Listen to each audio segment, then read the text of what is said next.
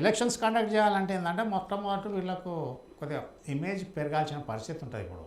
ఎందుకంటే ఈ 14 నెలల నుంచి కాంగ్రెస్ గ్రాఫ్ ఏదైతే ఉందో డౌన్ ట్రెండ్కి వచ్చింది. ఓపెన్గా ఏదైతే ఉందో పబ్లిక్లో లేనిపోని అవాంతరాలు అని అనవసరంగా ఇలా ఒకటి ఫస్ట్ ఏదైతే ఉందో రియల్ ఎస్టేట్ డౌన్ అందరు రేవంత్ రెడ్డి పీరియడ్లో డౌన్ కాలే, ప్రపంచం మొత్తం నాశనం అయిపోయింది. అది తీసుకొచ్చి రేవంత్ రెడ్డి మీద రుద్దడం అనేది సమంజసం కాదు. ఇంకోటి బీసీల గురించి అపోజిషన్ పార్టీస్ మొట్టమొదట మన గౌతమ్ ప్రసాద్ మాట్లాడడం ఏదైతుందో అది 1000 ఎలుకలను తిన్న పిల్లి పాప పరిహారానికి కాశీయాత్ర పోయినట్టు వీళ్ళు బీసీల గురించి మాట్లాడడం అనేది పబ్లిక్ నమ్మరు. ఇంకోటి బెనిఫిషరీస్ గురించి మీకు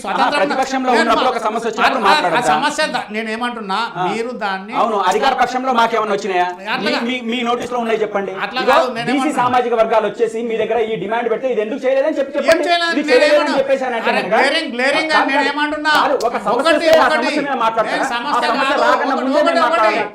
ఫస్ట్ నేను డిస్టర్బ్ చేయకున్నాను. అట్లా కాదు, మొట్టమొదట క్యాబినెట్ భర్తలనే వీళ్ళకి ఎంత చిత్తశుద్ధి అన్నది ప్రజలకు తెలిసిపోయింది. ఎంతమంది బీసీలకు ఇచ్చిర్రు అన్నది వాళ్ళకి తెలిసిపోయింది. ఇప్పుడు కాంగ్రెస్ అందరికి ఇచ్చిన అన్నది కూడా తెలుస్తున్నది. ఇక్కడ అదొకటి రైతు భరోసా, ఈ భరోసా, ఆ భరోసా అన్నది ఆర్థిక పరిస్థితి వాళ్ళకు టైంకి ఇవ్వలేదు. అరే జీతాలు చేసిన వానికి ఎంప్లాయీస్కి పెన్షనర్స్కి మీరు నెల మొత్తం జీతాలు ఇచ్చారు. ఇవాళ ఆ గవర్నమెంట్ మీద కాదు.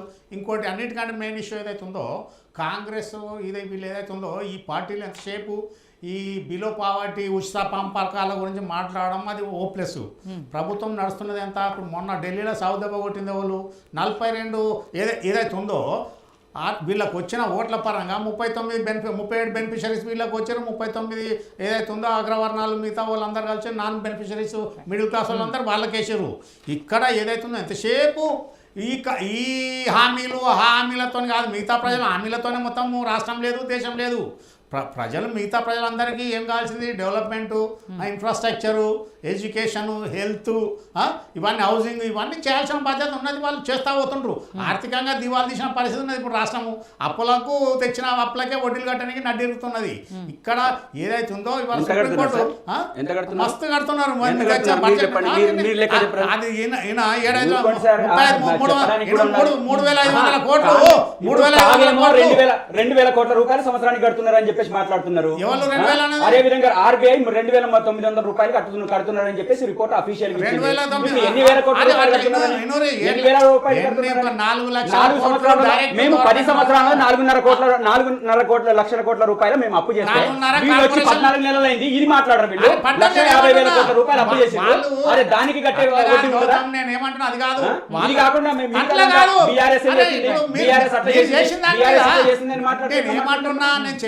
ప్రతిపక్షంలో ఉంటే బీసీల గురించి మాట్లాడతా, ఎస్సీల గురించి మాట్లాడతా.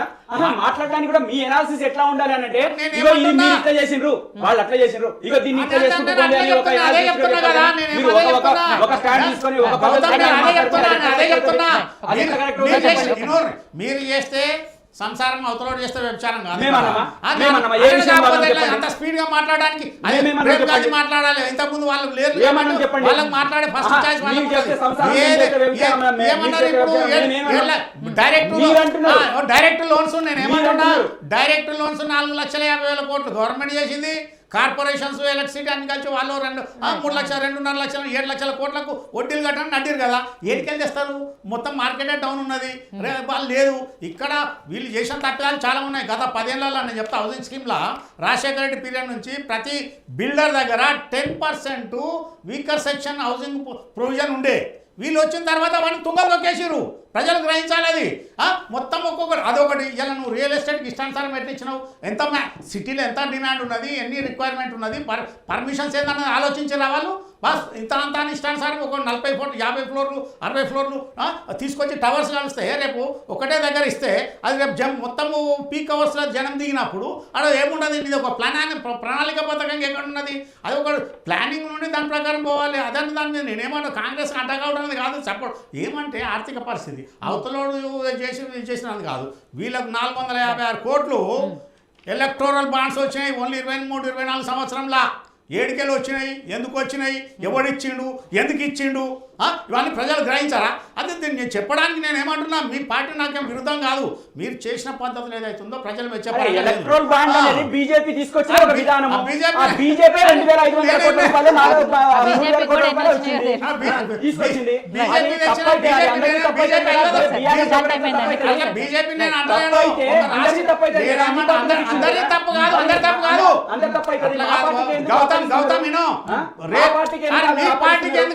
చెప్తా 4 కోట్ల జనాభా ఉన్న తెలంగాణ ఒక రీజనల్ పార్టీకి 20 పార్టీలు ఉంటే ఏ పార్టీకి లేని 456 కోట్ల హైయెస్ట్ ఎలక్టోరల్ బాండ్స్ బీఆర్ఎస్ కే ఎందుకు వచ్చింది?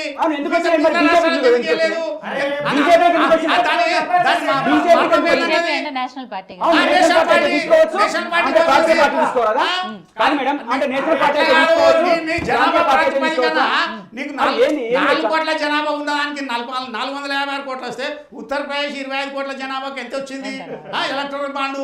తర్వాత ఇక్కడ తమిళనాడులో ఎంత వచ్చింది?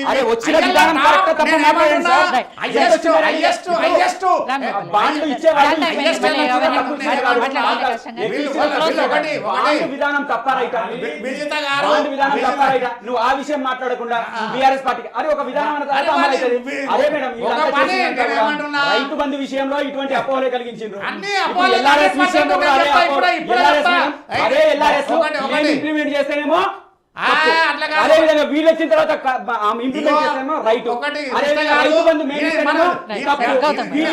కరెక్ట్. ప్రతిపాదన లేదు, కాంగ్రెస్ పార్టీకి ఒక నిర్దిష్టమైన కాలయాపన టైం లేదు, వాళ్ళు చేస్తే రైట్.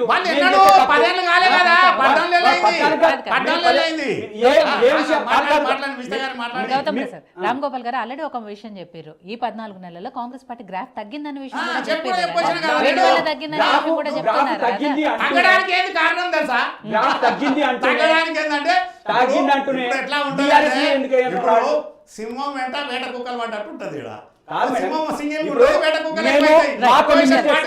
మా పార్టీ మిస్టేక్స్ కొన్ని చేసింది కాబట్టి మేము ఈ రోజు ప్రతిపక్షంలో కూర్చున్నాం.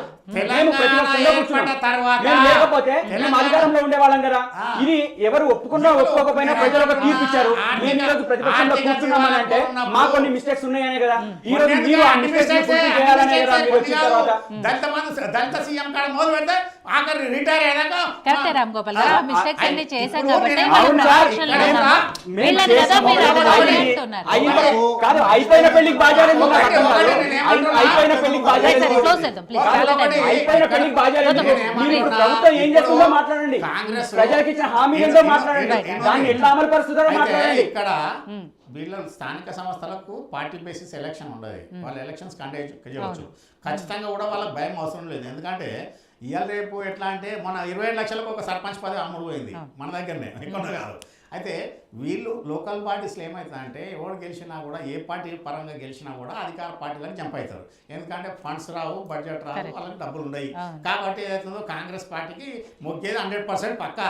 ఇప్పుడు ఎమ్మెల్యేలు మొగ్గినప్పుడు అవతలోడు ఎందుకు మొగ్గరు?